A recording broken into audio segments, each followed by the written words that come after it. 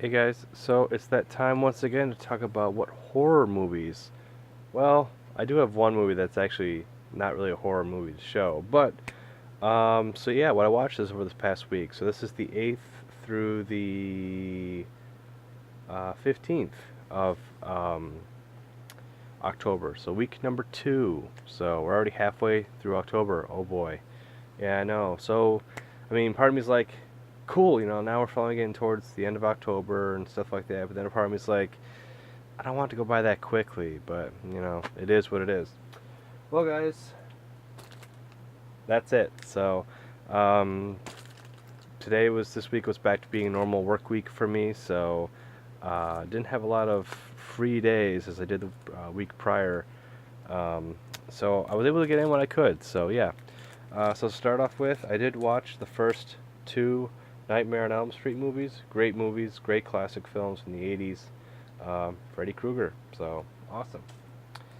I also decided to watch the first two Predator movies. So I watched originally I was going to watch my DVD edition, but I couldn't find it. So I watched the Ultimate Edition Blu-ray. This is the Ultimate Hunter's Edition Blu-ray. Predators 2 with Danny Glover, great movie, great monster films. They just need to do a better remaster of the first film. They really need to get around to that. But it is what it is. I also decided to watch some Mummy movies this week. I watched the Day of the Mummy, which I thought was okay, really cheesy, B horror, sci-fi, low budget independent film. Not bad though. I thought it was pretty good.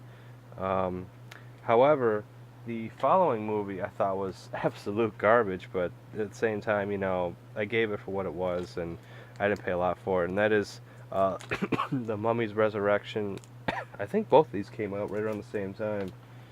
This one came out in 2014, and this one came out also in 2014. So both these movies actually came out the same year. Probably were competing with each other, but if I was to choose which one was better, I like this one a little bit better. Plus, Danny Glover was in it, so very, very. Yeah, he didn't have a huge. I wouldn't say he was. He was one of the main characters, but it wasn't a huge role. So, but if I pick between the two, this one was better. But both were very low budget. B horror, low independent films, not Hollywood. High. You know, nothing really special or fancy, but they were for what they are. So, and I do enjoy low budget independent films because they're their own unique movies, and um, doesn't mean they're always going to be very good. But of course, then again, there are lots of high budget, you know, big studio releases that suck just as badly. So, it is what it is. I also watched, and I also picked this up on Blu-ray recently. It Came from Outer Space. So great movie. The only actor that I was familiar with, I forgot his name again, but he played the professor in the TV show Gilligan's Island, and he played an electrician in this movie. This is before Gilligan's Island. This came out in 1953. So this is almost, I think Gilligan's Island came out in mid to late 60s, I think. So this is well probably about 10 years before Gilligan's Island. So, but overall, I really enjoyed the film. Great like sci-fi horror film from 1953. Really good. I need to watch more of these. So I think I'll get around to it. Cool part is it also comes with the 3D version, which I have not watched because I don't have my 3D converter hooked up to my TV. I need to get around to that one of these days. I haven't really been watching a lot of 3D movies. I need to get around and change that. So, but anyway, still great. 1950s sci-fi horror film. Great movie. And for the one horror movie I did not watch, well, non-horror movie that I did watch this week, because I feel like you do need to break it up a little bit, because watching horror on top of horror on top of horror, it can be a little bit of a drag a little bit, so it needs to, you need to break it up a little bit. And the main reason I watched this is actually because a friend of mine has never seen it, and I'm like, dude, you haven't seen this yet? He's like, no, but I'm like, oh man, all right, I'm coming over, we're gonna watch it, and he ended up loving it, which is great. And that is, of course, Deadpool. We actually just watched the normal Blu-ray. Neither one of us have a 4K TV nor a 4K player, but this is the only 4K movie I own so far because a lot of 4K Blu-rays aren't really 4K. It's sad to say, and yeah, so one of the very few that are actually true 4K. So, but not that it really matters because, like I said, I don't have a 4K Blu-ray player or 4K TV for that matter. But it's nice that they have those combo packs, so it does include the normal Blu-ray as well.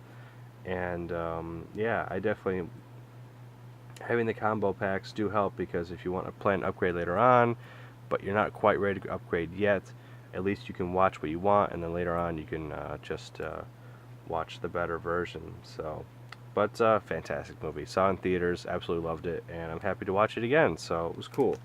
And then I also watched Shin Godzilla in the movie theaters. That was pretty cool. The new Japanese Toho Japanese Godzilla movie, which is pretty much their reboot of Godzilla, which is exciting because they're the ones that made Godzilla, so it's really cool. Overall, I thought the movie was okay. I didn't hate it by any means, of course not. Godzilla, come on now. Gotta love every Godzilla movie. But it definitely could have some improvements, but I did enjoy aspects of the movie. I did feel the movie dragged a little bit, but that's okay. I liked, after I got home and read up more about the film, I was really, it was like parts of it reminded me of something. I realized they were definitely trying to um, pay some respect to the first original film. I didn't realize they used some of the score. I mean, some of the score did sound familiar, but I haven't seen. I mean, I've seen that movie and along with the other 30 Godzilla movies. I couldn't remember which soundtrack is to what, but they used some of the soundtrack music from the original film in that movie, so that's kind of cool. Plus, I also heard it was some music that has never been heard before either was also used in that movie, so that's kind of cool. I enjoyed the actors in the movie, pretty cool. I did make sure when we saw it in theaters, obviously it was Japanese, original Japanese version, original Japanese audio with English subtitles. But really good movie. I mean, it wasn't, like I said, it wasn't one of my favorite Godzilla movies, but it excites me because knowing they're doing one means they're doing more. So it's supposed to be a whole new reboot, so that's exciting. And I'm excited to see what they do. It'd be kind of cool. The other part that was kind of neat was they had the American, the U.S. tie-in with it, meaning they had the United States military and stuff help in the movies. So that kind of excites, people are predicting, could the new Godzilla and this Godzilla team up at some point? I mean, it's all just rumors and, speculation, but that'd be kind of exciting. Of course, it's no rumor that obviously with the new uh, King Kong Skull Island movie that's coming out. That's obviously a new reboot for the new King Kong versus Godzilla film, which will be coming out. I don't know if it's a reboot of new King Kong movies, but obviously this is new King Kong. But I don't know if that will. Well, I guess it would be because if you want to count the King Kong versus Godzilla film, I guess it would be considered a second King Kong movie along with the new United States 2014 Godzilla. So that'd be kind of cool. But overall, really enjoyed Shin Godzilla. I mean, even though, like I said, there were aspects of it, but I think every film is like that anyway. So yeah, guys, my second week. I think last week I watched like 15. And this week I watched 2, 3, 4, 5, 6, 7, 7 horror movies. So yeah, about half, which is kind of expected. Like I said, had a full work week, and whatever I could spare time, I could watch some more. But still, it's pretty good because I think we're now up to. I watched 15 last week plus 7, so I'm up to 22 movies. That's not bad, especially today is the start of the 16th. I'm watching more of the Nightmare on Elm Street, so I guess kind of a little spoiler for next week, but I think you were kind of expecting it because, like I said, I only watched 2 of the 4 that were on this, quadruple pack, so pretty cool. Yeah, I enjoy those movies. Really good.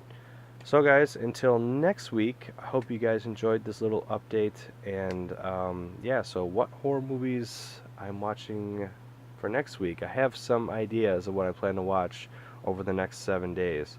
Obviously Nightmare on Elm Street, and there's some other ideas, but I'm not going to tell you what they are, so you have to wait till next week's update on that.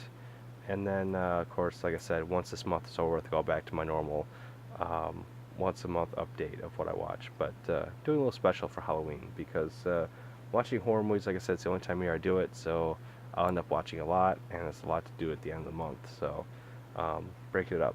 It's kind of nice. Okay, guys. Well, thanks for watching this video, and until my next what horror movies I watched this past week for week number 3 coming up in 7 days. Thanks for watching. See ya.